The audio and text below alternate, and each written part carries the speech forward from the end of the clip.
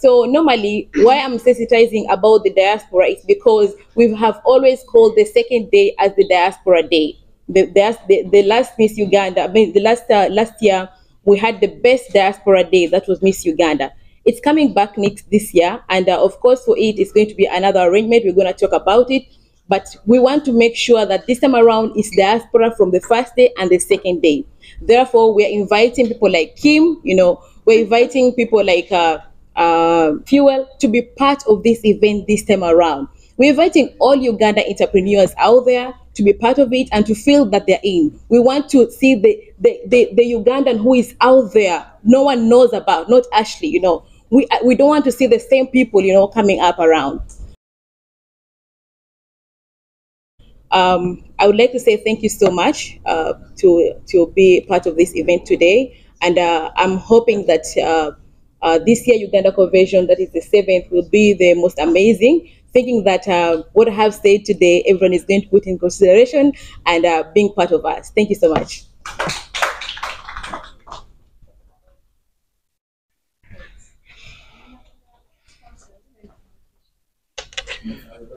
Okay, abeshauja ngaki mwagambye.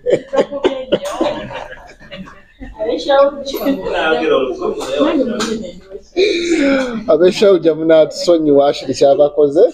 Simanyi we yasaze na Abe Dubai nendaba naye washauja. Thank you so much, Kimnana. Efujo ina lingi. So we are going to be welcoming questions. But first, before we do that, I will invite Madam Zam, Madam Zam to highlight about the packages and the sponsorship. Madam Zam, you're welcome. Thank you.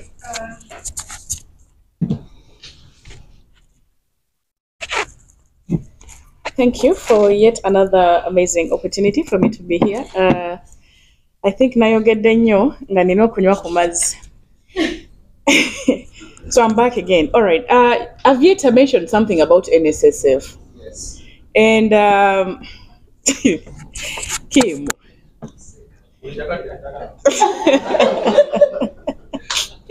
Ani omulala ayagala awo awali NSSF. Bannamawulire kiki?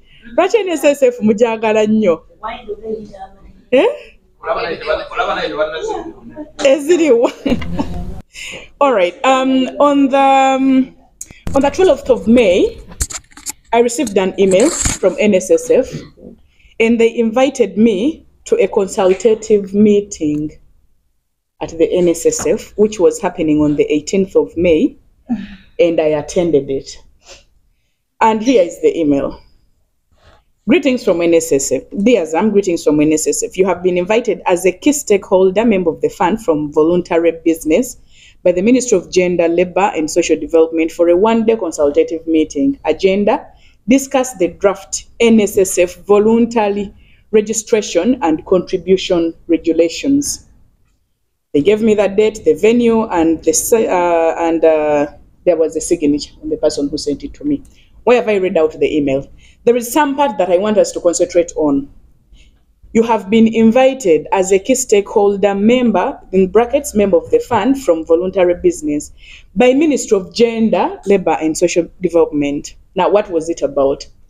There is a word voluntary. That's what I want us all to concentrate on. I attended this meeting. I am a member of NSSF, the voluntary member. Yeah? So I don't know. I'm hearing a lot of rumors out there. They're saying that NSSF is saying they're going to take our money, mandatory, right? Well, the meeting that I was invited to stated voluntary. And I still believe within me that it is going to be a voluntary, but I will not be the one to address this issue. So we are inviting NSSF. Amen. Yes. We have invited NSSF, and I am positive if they see this, they are going to, they haven't yet told us if they are coming or not, but I think they are coming. Yes. Okay, because they must come and address this issue.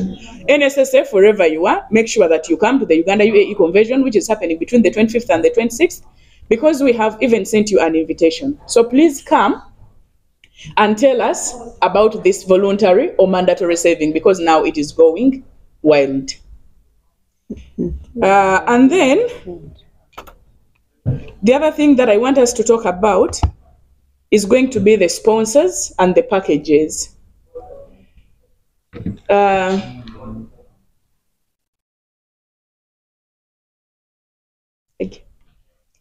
The packages, for people who want to attend as participants, we've already mentioned, nti bannayuganda bawangaliira mu UAE, mwe mugenda kuba muyingirira bwereere. Then, omunnayuganda ali e Kampala. Oyinza okuŋŋamba nti nze ali e Uganda, when I want to be a part of this, what do I do? Munnayuganda awangaalira e Kampala, abagenda okujja nga participants, it is $1,500. Then abagenda okujja nga exhibitors, it's $2,000. Kati ate gwe ali wano. Wano tulina packages ezaba exhibitors za $1,000 mu abawangaalira wano, era nga we are encouraging bannayuganda abali wano okubeera nga mwe bamu kuba exhibitors mu convention eno. Business mugikube bannayuganda abali wano bagimanye, temubeera bubeezi eyo, mujje muleete wano ki business zammwe tuzoere nga tubeera nazo during the convention. And the other thing that I want to talk about as well is tulina packages eziri tailored for our fellow Ugandans who are not yet well established but they want to establish themselves. Bw'oba oli munnayuganda ng'oli eyo ng'olina business yo, oba osobola okujja n'otugamba bannange dola zino 1,000 sijja kulusobola. Tutunulamu ne tulaba ne tugamba nti ono munnayuganda nga munnayuganda alina akantu ke kaakola, oba ntunda fruits zange naye sirina na license oba ki, naye nange njagala mbeere a part of this. Mujja kujja mwogere naffe kubanga tuli bannayuganda bannaffe, tukimalirize tubeere nga tukola ki, nga tugenda mu maaso ne convention eno. Nyongera okubajjukiza nti omukolo gwaffe, era nyongera okubagamba nti mujje tubeerewo ffenna ba dancers gye muli, mujje ku luno twagala buli kimu kibeere wano nga mukyala Ashiri bwagambye. Aba posters tuzikolere wano, ba musicians babeere ba wano, ba MCs bave wano, you know, let everything be done from here. Muffe bennyini. Okujjako ndooza nga nina kye neerabidde, kanjogere ku baffe abatuwadde ku ssente nga aba MTN be bapatanazi baffe be tukoze nabo, era nga last year twali nabo, era ne ku luno bazze nnyo nnyini ddala. Era nga they are among the biggest sponsors. Then we have partners like Uganda Export Promotions Board. Abo nno nga be bayamba okuza ebya exports. Nti ffe abaleeta emmere okuva ewaka, bwe tuba tuleeta emmere bano be bamu kubayamba mu nkola ezo, nti olina license ekukkiriza oba biki. Kyova laba tubaleeta nnyo wano nti gwali wano ng'olina byeyagala okuleeta okuva ewaka. Do you know how you get the export license or not? Ne tubaleetera ne mubeera nga musobola okukola ki? Okubeera nga mumanya ebintu ng'ebyo. Awo nno waliwo Shaika International Group, oyo nno nga yenze mwennyini kamwa koogera, ye kampani yaffe nga ekola ku by'okutunga, ekola ku bya customization, ekola ku bintu bingi nnyo nnyini ddala. Nga tuleese banks ez'enjawulo ezisinga teziriwo ku posters, naye nga banks ezigenda okujja. Tulina mu Housing Finance, National Housing, ezo zimaze confirming nti they are going to be a part of us. And we are calling upon other banks to also come and join us. Abamu twabawandikidde, maybe they have just not responded, but they will be coming. Naawe bw'oba oli wano ng'olina banka yo gy'oyagala ejje, mutubuulire, mutugambe, then abaagala oba mulina kye mwagala nga tukireseeyo, nakyo mukitubuulire tubeere nga tukyongerako, sinsi omukolo gwaffe tumanye nti tukola ekyo kyennyini kye twagala okubeera nakyo. Thank you so much.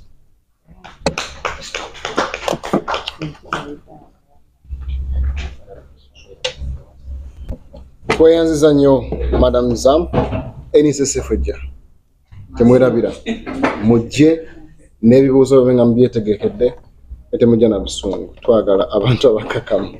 So lwakadde saagala nnyo okulandagga kugenda wala, ngenda kusaba audience mulina ebibuuzo ndoze mala otubuuza.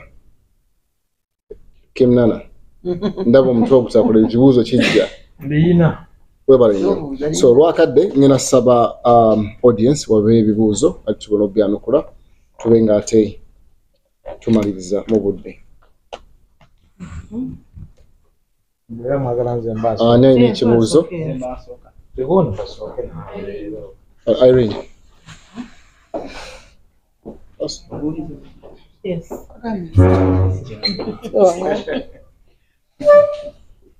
Mwasiba. Good afternoon, good evening, good morning. My name is Irene. I work with Means Event Management. I'm happy to be here. This is my first time, but I believe I've met most of the faces, but I'm so happy that at least you brought out some points that I wanted to mention or wanted to hear. Now, for me, I would love to know, and I would love to ask also. Mostly this goes to the tour companies, because I've worked with one of the biggest tour companies in the UAE. I'm asking kindly, in all we do, can you make an association as tour companies that when out there you mention that a visa is 200 dirhams, all companies have the same price, that our fellow Ugandans have this thing in mind that when I go to Ashley Tours and Travel and she tells me 200, and then you come to TJ, they will tell me 200, that person will not go around thinking that this person is cheating them.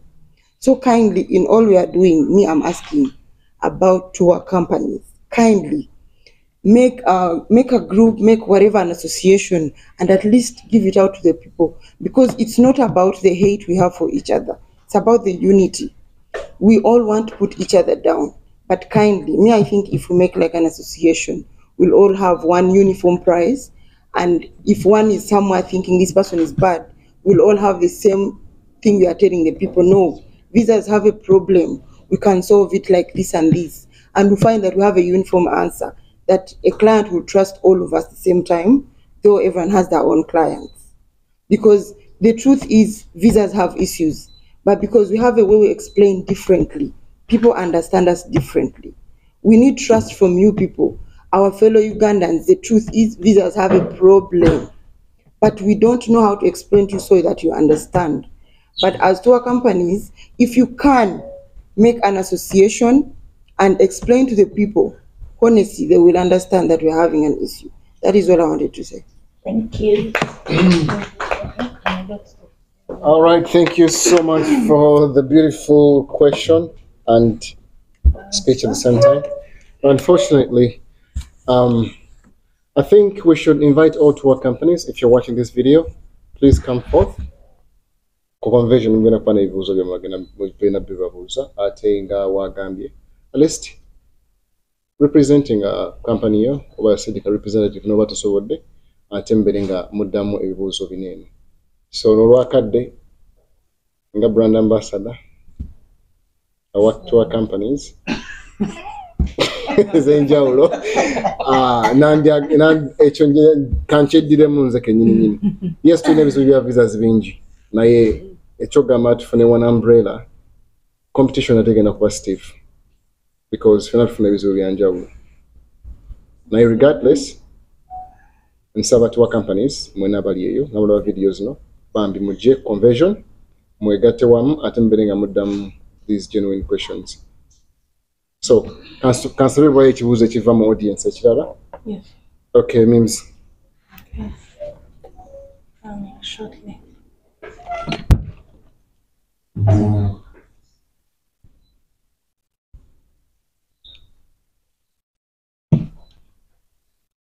Thank you.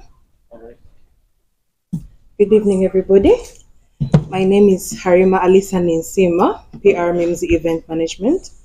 Ekibuuzo ekyange, actually, biringa bibiri, regarding the sponsorship packages, Miss Sam, what are you providing the sponsors under this package?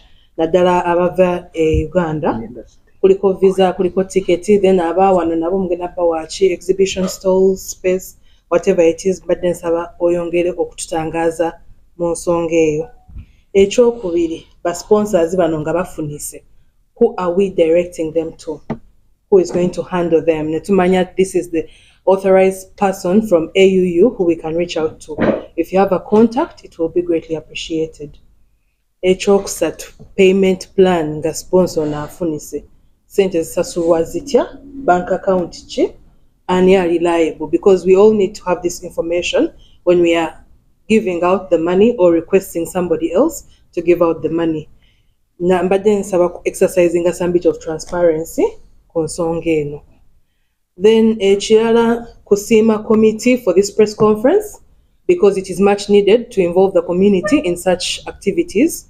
It is a convention for the Association of Ugandans in UAE, and the theme this year is amazing because we have so many entrepreneurs here in UAE abandyagadde okubeera part of the convention nga tebamanyi bajingidde batya. nkubiriza buli munnayuganda ali eyo, this is our thing. Let's come and celebrate for these 2 days. Let us enjoy being Ugandan in diaspora. Or cargo companies, mwogede kutuwa companies okwekwata. Cargo companies, it is the same thing. We have so many people in UAE and we are not knowing each other. So chansaba mu convention eno, at least bawe platform of representation from some of these African or Ugandan owned businesses. Babeleka at least kupano. Ebibuzo bingi betwagala okubuuza abakago omusolo guli gutya, you know, ebintu byange nga bibuze. So many things are happening. Abama restaurant, how can we supply you the food? Because it's coming from Uganda. So all these things, we need the community to come together. I'll be much obliged and respectfully happy when I know that these people are also on board. Thank you so much.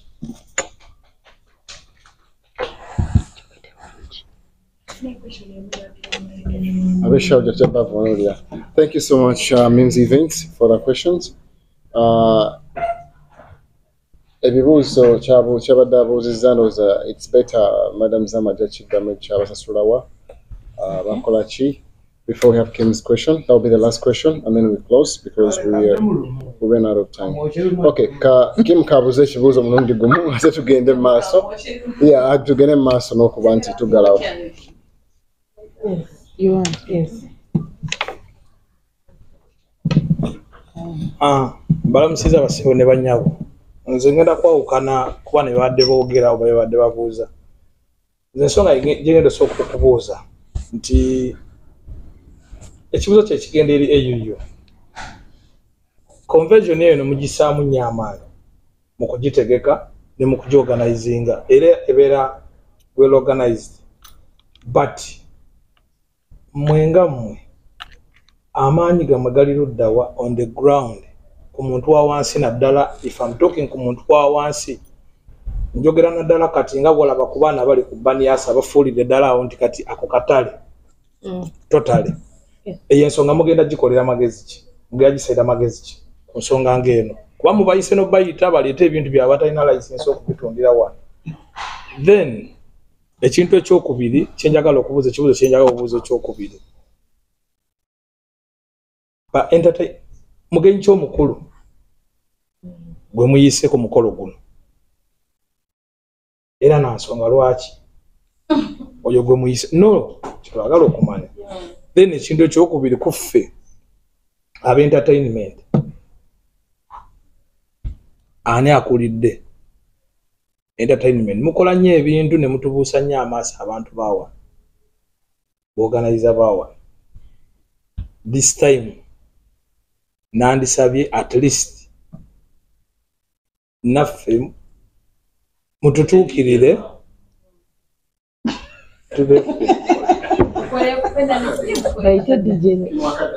maze okubuuza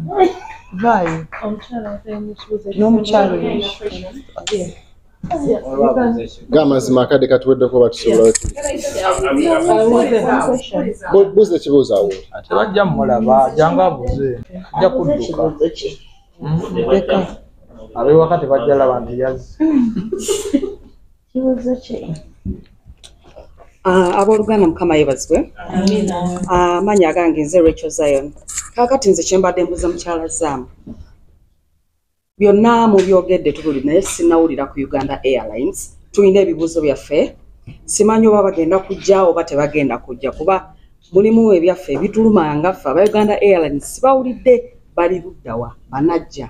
Neyanziza. I'm just going to scramble through the questions since we have run out of time. They are telling us to leave, so I'm just going to use 1 minute to answer all the questions. Just 1 minute. I hope it will be enough. I'm going to start with the Uganda Airlines. Uganda Airlines are our sponsors. Era nga bagenda kujja. Era omukulu agenda kubeerawo tugenda bateeka ku pano n'aba tours and travel companies. Batunnyonnyole ku by'entambula n'ebya visas byonna byonna ebigendera mu eyo category. Balina pano yaabwe so mujja babuuza ebibuuzo byammwe. That's Uganda Airlines. Then kanzireyo we twatandikidde omukyala yasoose baamuzeemu mukyala n'ensiima agambye nti packages eza sponsorship zigaba ki. Abava Uganda bafuna visa, bafuna ticket, bafuna accommodation ne pick up okuva ku hotel na byonna ground travel. Byonna tubibawa wamu ne meals zigira ku kwezo packages. ey'olukumi mu ebitaano muno essente ziri ze tusaba za exhibition space then n'okulanga munda nti mubeeramu advertising munda. Then the other question was contact for the sponsors. You can come directly to me or you can go on our email address. Musobola okuteekako ebibuuzo. The email is auu2017@hotmail.com. Osobola okubuuza ekibuuzo kyo kyonna kyonna ky'oba oyagala okubuuza.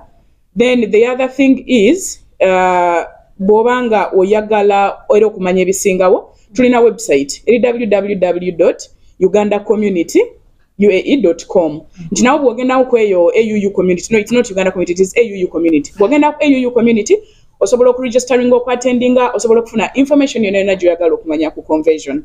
Then nosobola n'okujja ewange directly. My contact is 0521-258486. You can ask me any kind of questions, mba nsobola okuziddamu.